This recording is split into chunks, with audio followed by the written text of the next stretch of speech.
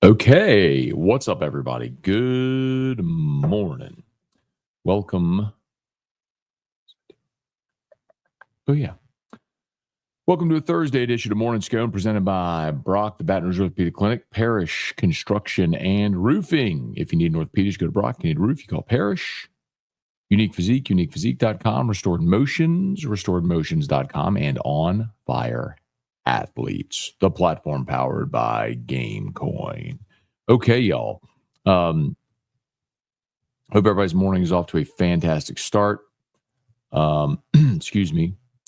Very much looking forward to a good day today. Going to get by, actually see Crystal Poche again at Restored Motions later this morning. A little more treatment on my back. Hopefully get me back to just about normal after today. So fingers crossed. We'll say some good mornings. Masters starts today. LSU football is back on the practice field this morning. Actually, media availability starts here in about 40 minutes or so. Of course, I'm unable to go, so I'm bringing Drew to school, but it's all good. So we'll have a recap, though, on the high points today on AFR. So we'll look forward to that. And Nick Saban not elected. He's been added to this Louisiana Sports Hall of Fame class.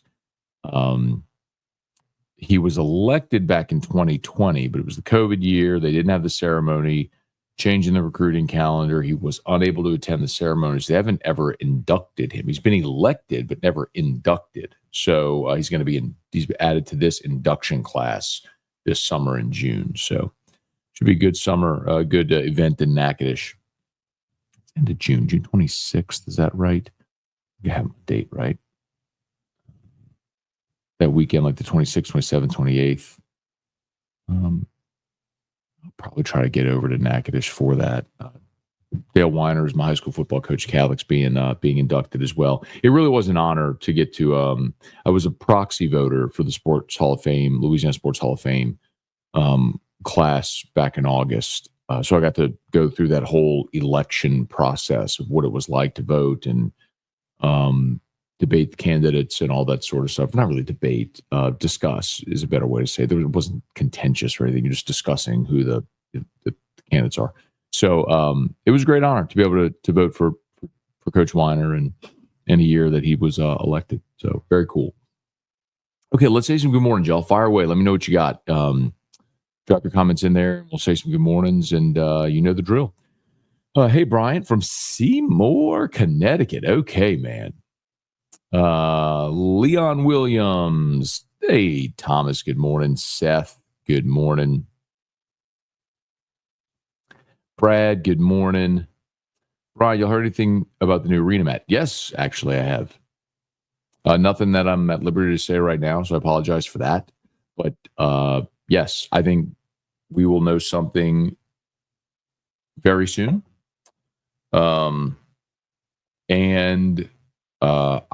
I, based on some conversations I've had, feel very optimistic that it is going to happen. Now, I don't think that construction will be completed until, I don't think LSU would begin playing in a new arena until 2028. But as is the plan that's been laid out. But I do believe they have the votes to make it happen. Yes, I do. And I think we'll know very soon. Hey, Brian, good morning. Bubba, good morning. Chance Babin, I keep hearing last year's baseball team had internal issues. Who or what was the cause? I didn't hear that at all. So I don't know who you heard that from, who started that rumor. I've never heard that. I'm not saying it's untrue, but I stay pretty plugged in. That's nothing I've heard. Hey, Ben, good morning. Michael, good morning. Tiger Poppy, good morning. Hey, Patrick Gumorgan, hashtag Team Drew. Unbelievable the Saints are working out Milrow. Dude had like 3 good games last year, got completely thwarted by mediocre Michigan team in the bowl game. Michigan owns Alabama. I'll renounce my fandom for the Saints. If they draft him too, he's completely overrated. My hope, Patrick, and so I went off on that a couple days ago. My hope is the Saints working him out is nothing more than I think it was Peyton Manning who said this. Pretty sure it was Peyton Manning who said this. That pretty sure it was Peyton. That a lot of times through the draft process, they'd want to work out guys and interview guys or throw with guys and sort of stuff to get a better scouting report for when you play them. Find out from them like what's their strengths, what's their weaknesses, all that sort of stuff. I can understand doing your due diligence, but if there is any validity at all to drafting Jalen Milroe, I'm just all the way out with this organization until there's like major changes. I mean, of course, I'll still cover it because I have to, but my emotional buy-in or my emotional give a darn with the Saints, if they draft Jalen Milroe, goes to zero until Gumsmack and Mickey is fired. There's like wholesale change in the organization. Like if they draft Jalen Milroe, that will be I'm out. I'm like, we're not aligned on anything. I can't cheer for this team.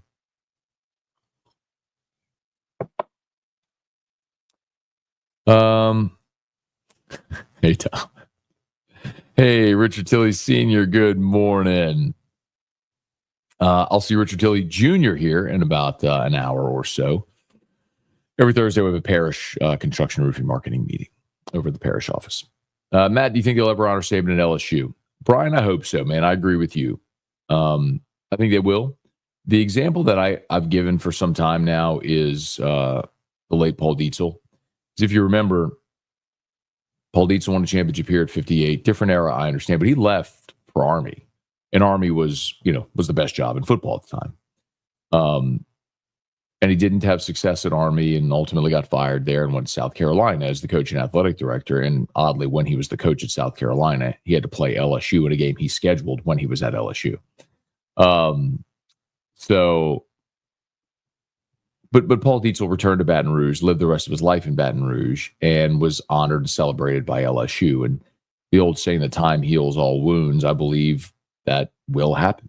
In the same way that Kentucky recognizes Bear Bryant, who, by the way, was the coach the last time Kentucky won the SEC in football. And they acknowledge that and recognize that, even though he went to Alabama. He's most famous for his time at Alabama, of course. I think in time, you will have to honor the coach that won your first national championship in 45 years. I mean, that's a very sterling part of LSU's football history that should be recognized and honored, and Nick Saban is the biggest part of it. So yes, I mean, absolutely, I think they should. I think they should have I think all the championship coaches, if you want to do statues or however you want to do it, I think they should all be there. That includes Les and Ed. I mean, and of course Coach Dietzel. But yes, I believe that. I believe they should. Hey, Dale, happy Masters morning. All right, Dale. Patrick, congrats. Coach Saban deserves to bring back the magic to LSU football.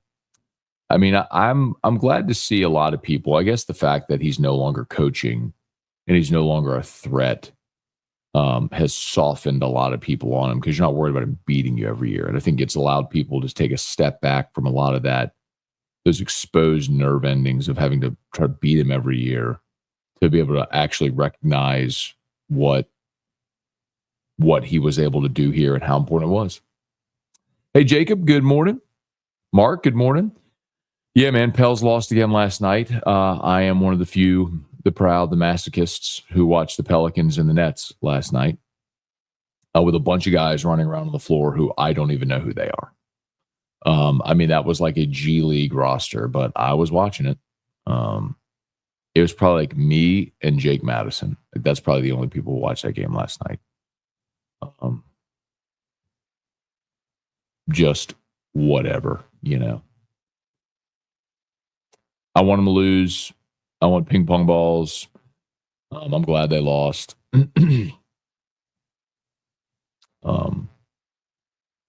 Like, Carlo had 17 and Antonio Reeves had 17. Jamal Cain had 15. Jose had 16. Keon Brooks had 14. Eve Meese, Bruce Brown, Kelly Olynyk, Jeremiah Robinson-Earl. Elfrid Payton got some run last night, played 23 minutes. Lester Quinones. I mean, like, it's just a G League team out there right now. It's none of the guys you know. But the red unis did look really good. Hey, David Bass, good morning. Hey, Sean, good morning. Do you see a day when spring games are just going to be freshmen and sophomore starters? Just observe. No, and the reason, Sean, is because the coaches want the practice, right? You get 15 practices in spring. And so a huge part of that is maximizing the time you have. That's Brian Kelly explained why they're not having a traditional spring game. And I don't know if this is true or not, but it does make sense. He said in his experience, they would spend the 14th practice basically as a walkthrough for the 15th practice, which is the spring game. And then in the spring game, because of the format setup, you don't necessarily get the work in that they want to do. Like if you want to do goal line situations or red zone periods or more special teams, well, you don't do that in a spring game format. So he's like, you really end up losing 2 practices because you burn the 14th practice getting ready for the spring game, and then the spring game doesn't get you to accomplish all the things you want to get the work. So all that to say, no, I don't think that they're going to go to a day where it's just the young guys. I think it's a great benefit of all spring practice, getting young guys, now transfers, experience. But I think we just have to reframe how we look at and think about spring games now moving forward and how they're going to use those practices. Okay, sit tight 1 second. Let me go turn off Drew's sound machine and all that stuff. Get him stirring. Here you go, Dale, just for you. Parish Construction and Roofing. At Parish, we've got you covered. From the top of your roof, all the way down. Parish Construction and Roofing. Parish Built. Parish Built. Parish Built. From your hometown. ParishBuilt.com.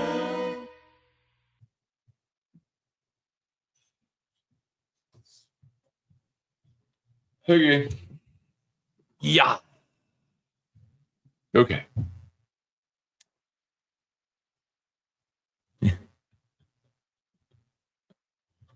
So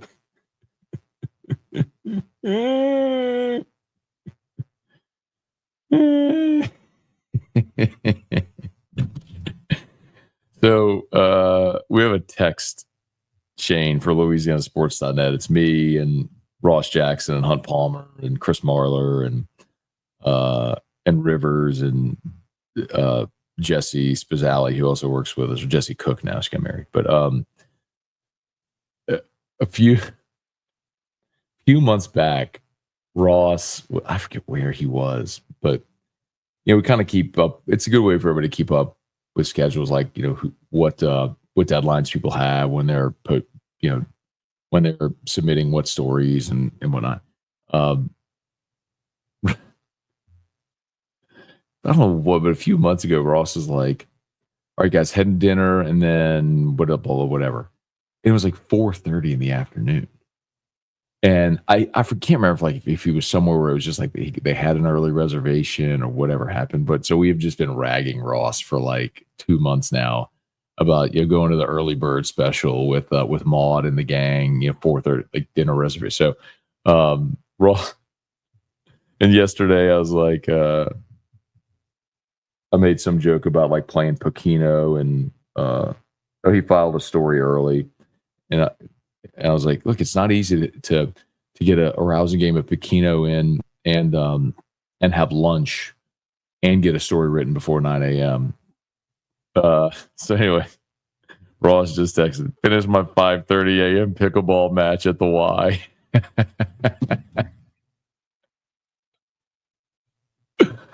Oh man, that's good. That's really good. Whew. All right. Where are we?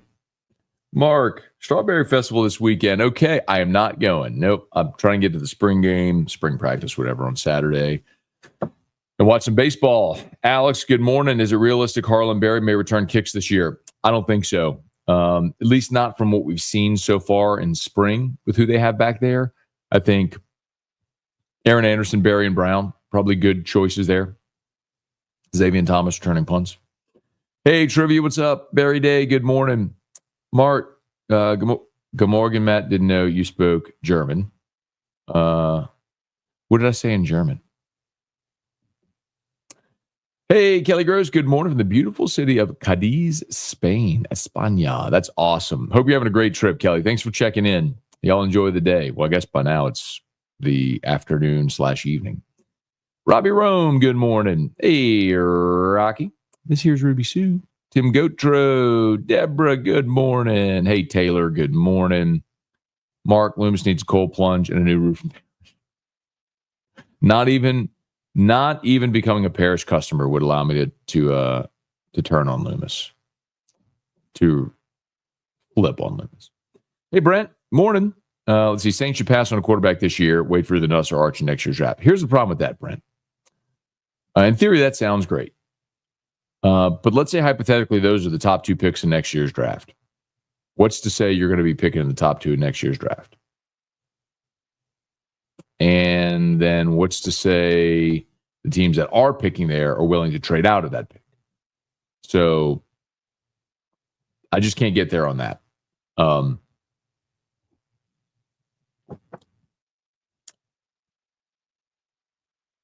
Just a, I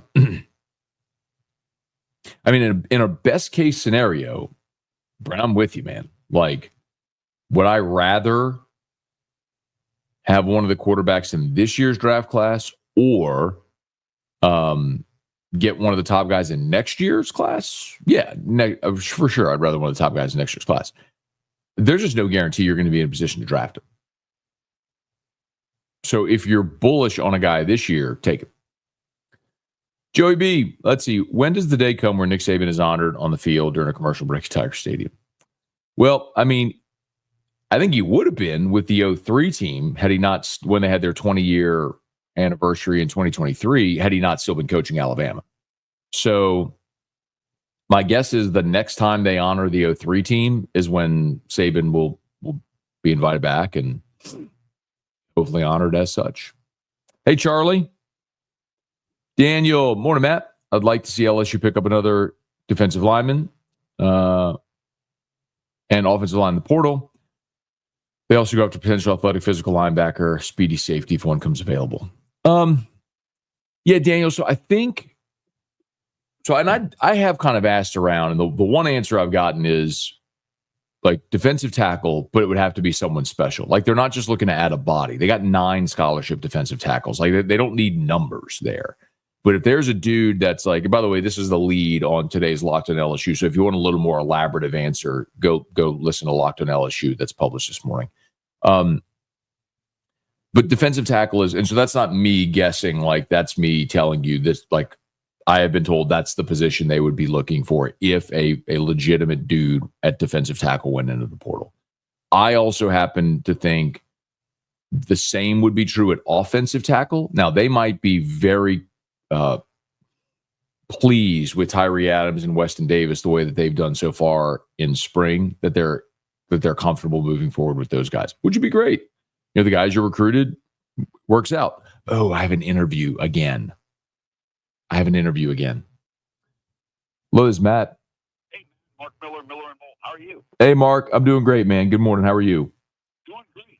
Thanks for doing it. It's been a while since we've had you on. How things going? Really well, man. I'm always happy to join you guys, man. You know, just spring's a good time. You know, spring football, and you know, people here are baseball crazy too. So when LSU's good, it makes it easy to be a radio guy. When you, I can understand that. Yeah. By the way, you're doing a really good job. Thanks, I appreciate it. Lazy because I'm producing and co-hosting the show and putting up all the podcasts. I'm just spent when the show's done, and I see your stuff and I get jealous.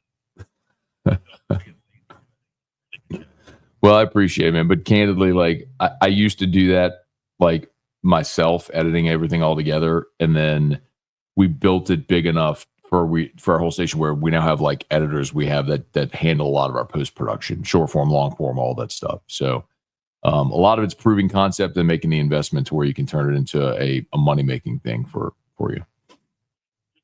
Yep. Cool. Thanks, man.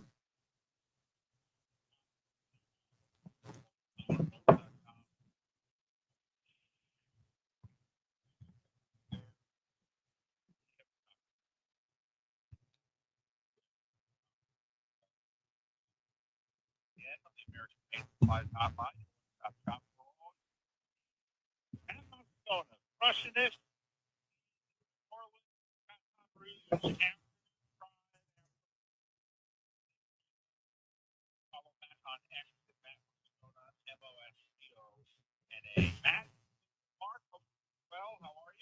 Hey, guys. Good morning. Doing great. Good to talk again.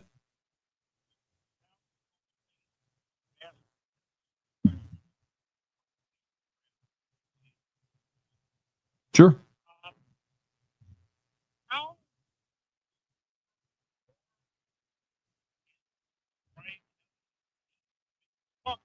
Miles entering 2016, Orgeron entering 21. I mean, is he okay? Yeah. It's not even close to the level of those others. And the reason is the contract.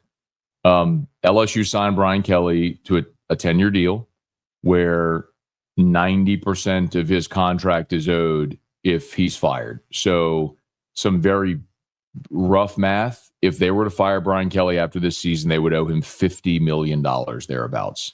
And guys, I'm here to tell you there's a better chance of me waking up tomorrow with a full head of hair than Brian Kelly getting paid $50 million not to coach LSU. It's not a place like A&M where they can stroke Jimbo a check for $75 million. It's just not a thing here. So the thing I've said since the day Brian Kelly was hired is, for better or worse, Brian Kelly and LSU are financially joined for a decade. So they've got to find a way to make it work. So no, Brian Kelly is not in any type of jeopardy of being fired, no matter what happens in 2025.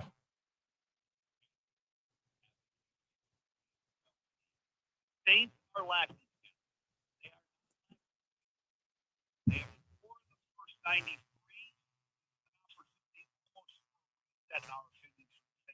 But what is the biggest Oh, God. It's an impossible question to answer, because when you're as bad as the Saints are, you need everything. I mean, and guys, I'm not trying to be dismissive of the question, but it's kind of a catch-22. You're sitting there at 9, and like you have to hit on that pick because you need a cornerstone caliber player, but you're also not pigeonholed into feeling like you have to take a position because you need everything. I mean, to answer the question sensibly, what I would say is, what position are you least likely to get an elite player later in the draft that you could find at 9? And generally, those tend to be players like left tackles, edge rushers. You don't typically find the freak shows like that later in the draft. That's not to say you can't hit. I mean, look, the Saints drafted Trey Hendrickson in round 3. Now, they were too stupid to pay him, and they let him walk to Cincinnati, and now he's leads the NFL in sacks. But they need everything, guys. I mean, like, there's not the only position on the roster where I think they could make it through this year without is linebacker, because they returned to Mario Davis and Pete Werner, their 2 starters. But they signed Willie Gay in free agency last year to a 1-year deal, and he's left. So now you have no depth there. Like, they're in dire straits, man. Like, they literally need everything.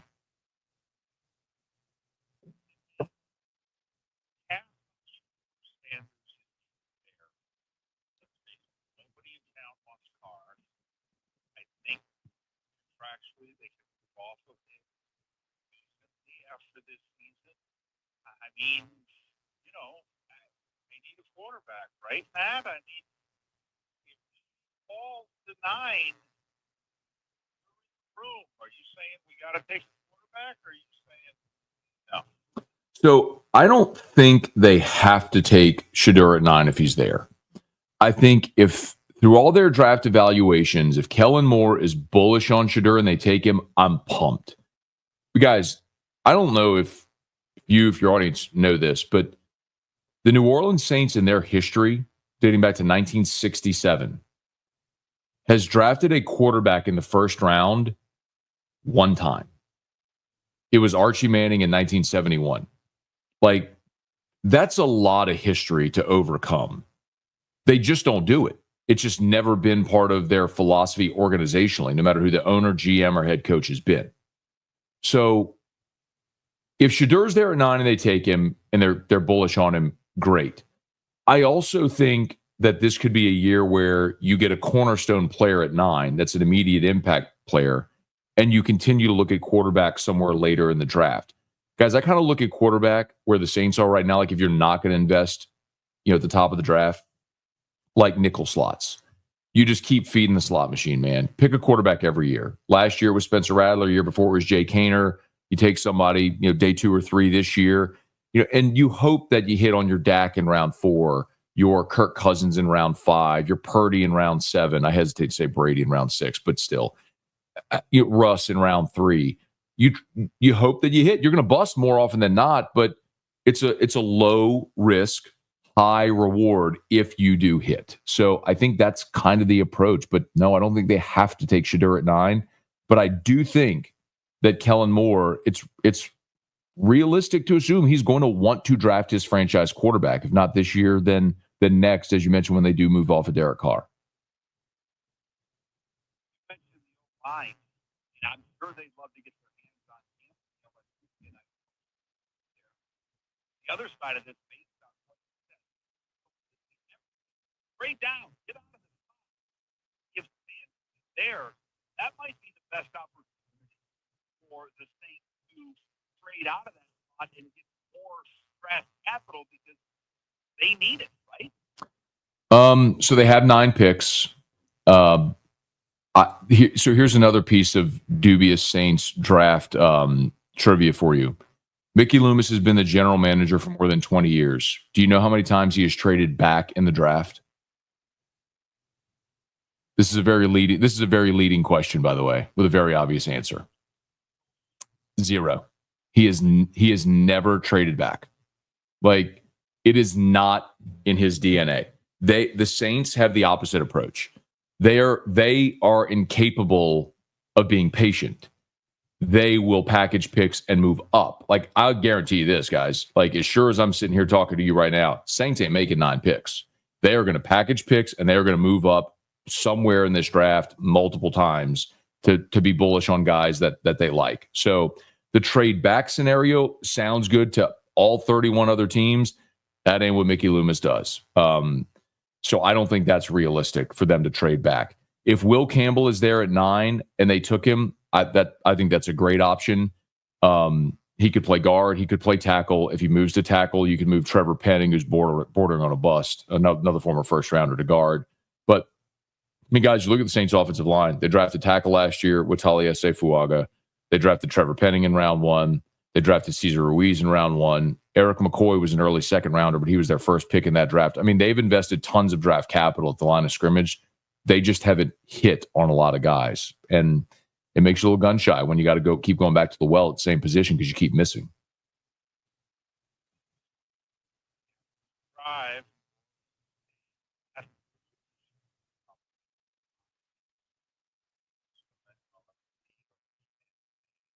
All right. Is Mickey done and down the road? Is he going to acknowledge, even if it's just for Kellen Moore's first year, we got to. No. There's no reason to believe that. They could have reset this year.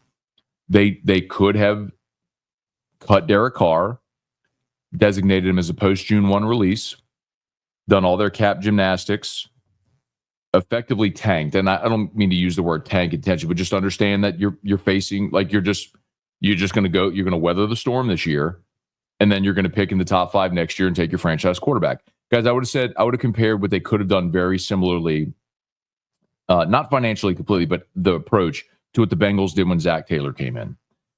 They came in, they moved on from Andy Dalton. They stunk completely for a year. They drafted Joe Burrow. They were not good the first year with Burrow, and then as a rookie, and then the next year they were in the Super Bowl, and now they're a contender. Now, you have to hit on that player, obviously, But the Saints aren't interested in doing that. It's like actions speak louder than words, and it's very clear by their actions, the way they continue to restructure contracts to try to sign free agents, that they feel like they're in contention, which literally no one else in the football-loving world thinks they are. You, me, Vegas, anybody. But they do. They think they are contenders, so they continue to sign old players to bad contracts, pushing future money in, pushing money into future years. You're paralyzing themselves in their ability to spend in free agency in future years to try to win now. And guys, it's an approach that made sense when Drew Brees was at the end of his career and you were desperately trying to win one more with Drew. It made sense then. It doesn't make sense anymore. But I compare it to like the person that goes to the casino, they're up big and then they bust. And instead of taking their losses and going home, they keep going back to the ATM and back to the card table trying to win it all back. And they just keep digging the hole deeper and deeper. And that's the perpetual state that the Saints franchise is in right now. That describes the exact reason why I gamble. One bad NBA season will do that. That's a lot of games. If you are picking at 9 and they're not, you have the 9th pick for you. So if Shedeur is there, I would love to take Shedeur. I'm not convinced he's going to be there. I think quarterbacks are still a premium in the league, and I'm not sold on the Giants passing on him. To get that name in New York City, I don't think signing Russ and Jameis precludes them from taking a quarterback at the top of the draft. So I still think Shedeur probably comes off the board before the Saints pick. I really like Mason Graham, the defensive tackle from Michigan. Again, I don't know that he's there at 9, but if he is, when the Saints were going good under Dennis Allen, they had this incredible streak, guys, where they broke a streak that the 2000 Baltimore Ravens set for the longest streak consecutively without allowing a 100-yard rusher. Last year, the Saints were second to last in the NFL in run defense. You got to get impactful interior defensive linemen, and I think Graham would be a huge piece to build around, pairing with Brian Brzee, who they took in the first round a couple of years ago, who's coming along really nicely. That's who I would love to. If it's not Shedeur, I would love it if Graham were there from Michigan and they took him. Yeah.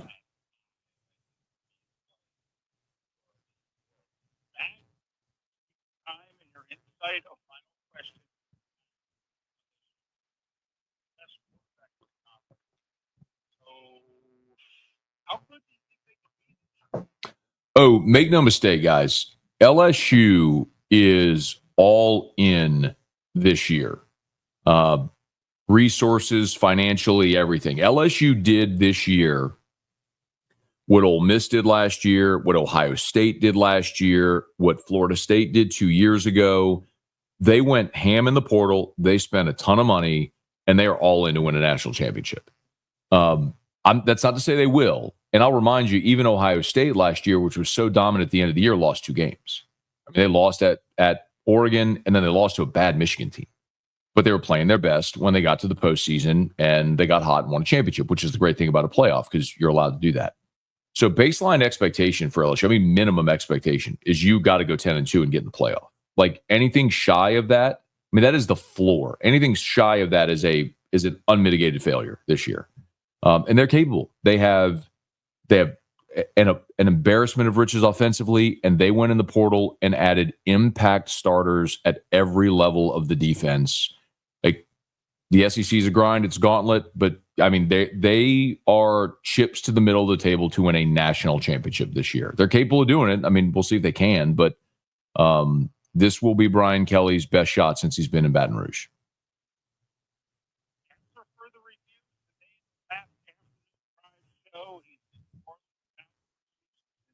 Other Los Angeles stars.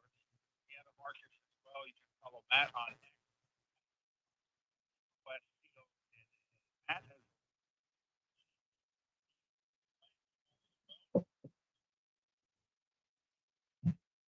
Always happy to join you guys. Thanks so much for the call this morning. Okay, now I really got to go. That was Miller and Moulton there in Florida. Those guys do an awesome job. Okay, I got to go.